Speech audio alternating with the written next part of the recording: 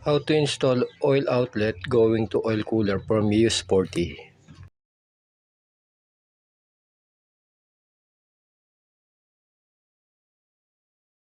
Mga kamotorbike, kakabitan natin itong long nut.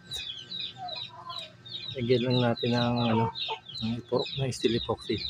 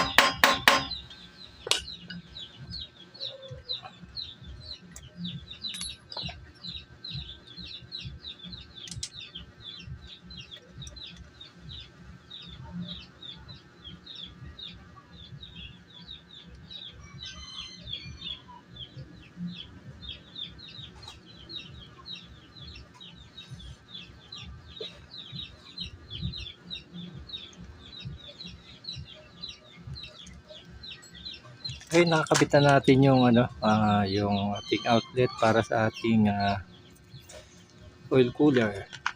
Ayan. Yung itsura niya mga kamotorbike.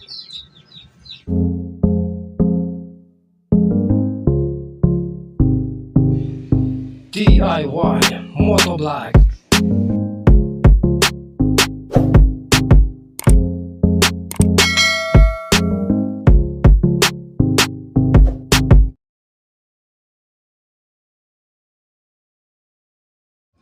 Hey, good day mga kamotovlog, no? Bali, tuturo ko lang yung paglalagay ng outlet para do sa ating oil cooler, no? Yung pinaka gagaling do sa oil pump natin. So bali may lalabasan yan sa ating U-Sporty dito. So i-unplug nyo lang yan. So ito yung itsura nun. Aluminum siya. I-unplug nyo lang. I-drill nyo lang. So makukuha nyo na yan, matatanggal nyo na. Then bili kayo ng throttle cable na pang dino o kahit pang smash, basta ang size naman nun na M8. So bali ito, may nakita ako. So bali kung ano yung inner diameter nito, pinakabutas nito, ang outlet, kasain nyo lang yung pinaka throttle cable nya. So may thread kasi ito. So bali ito yung ipapasok natin dito. 4 speed 00 siya para pag pinukpok natin wala siyang singaw. So bali may thread na rin siya. So yan, pag pinukpok natin tong pinaka long nut ng ating throttle cable, so yan, so meron na tayong instant outlet para sa ating oil cooler, kesa dito tayo magbutas mga kamotorbike. Dito okay din naman, pero mas okay dito. Sabi ng iba uuntog, so pwede namang gawa ng paraan niya para hindi umuntog yung block natin.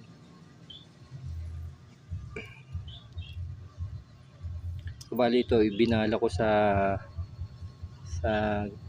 drill, electric drill. Habang umiikot siya, kinrinder ko.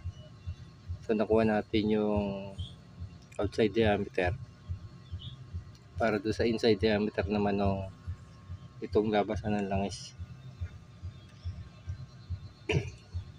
Bali yung pinakalabasan ng langis niya dito, ayun, maliit. So okay yan para malakas yung pressure. So ito rin, maliit. Yan, maganda ang buga ng pressure niyan. So ayan, bali lalagyan lang natin ito ng konting steel epoxy. So yun, ganun lang kadali ang mga motovlog. So pakita ko mamaya pagka naikabit na yan, paano yung application. Bali ang kailangan lang natin dito kalahati lang kailangan natin dito, dahil yung kalahati may paggagamitan tayo. Mga kamotovlog, kakabitan natin yung itong long nut. Lagyan lang natin ng ng steel epoxy.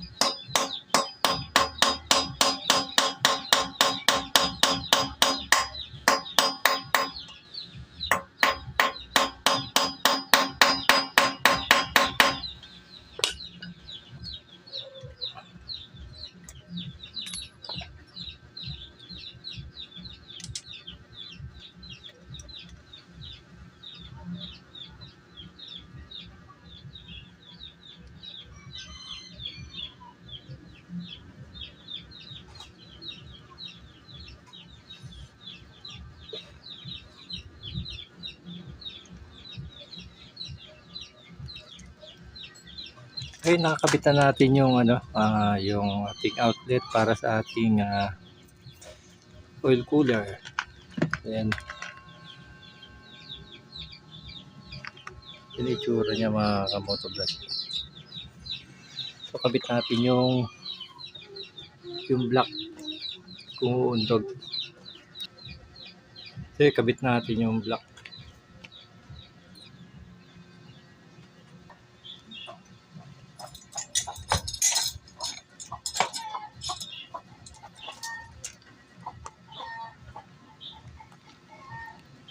So yun mga kamotovlog, no? Naikabit na natin. So yun, sakto-sakto lang. Ang abang natin.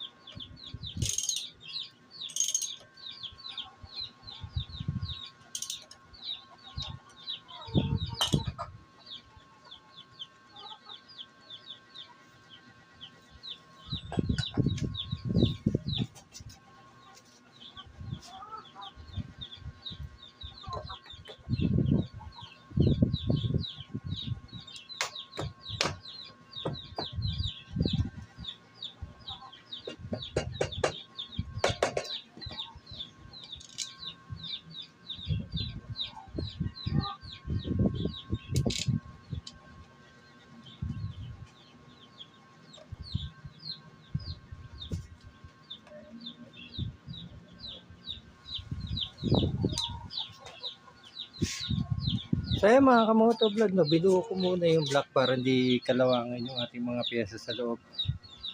So pansamantala, habang hinihintay natin yung ating block, so yan, abangan na natin ang para sa oil cooler.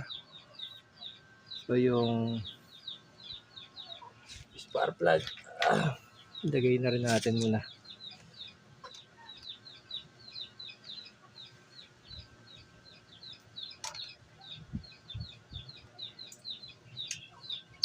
So upon checking naman nung no cylinder head natin,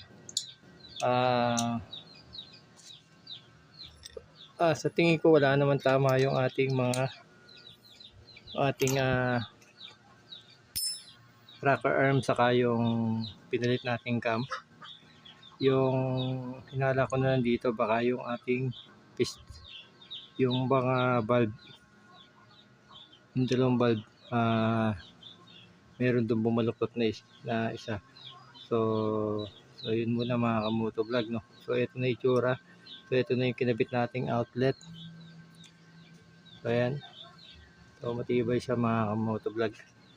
So kaysa dito tayo magbutas dito. Dito natin dito pala. Dito natin binutasan, no.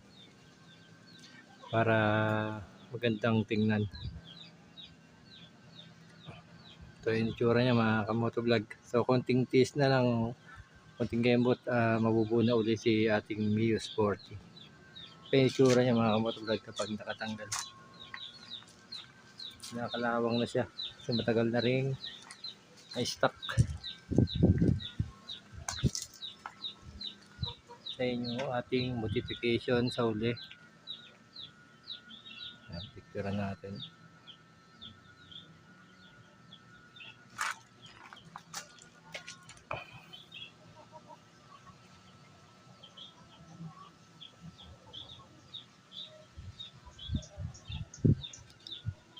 So yun, hanggang dito na mga kamotob lang, no. Sana nakatulong tong video na to, kung paano magkabit ng outlet para sa ating oil cooler. So ayan mga kamotovlog, hanggang sa muli. Huwag niyo po kalimutang mag-subscribe, mag-like, mag-comment. Huwag niyo rin po kalimutang pindutin ang notification bell para updated kayo sa mga susunod kong i-upload na video. Hanggang sa muli mga kamotovlog. Bye bye.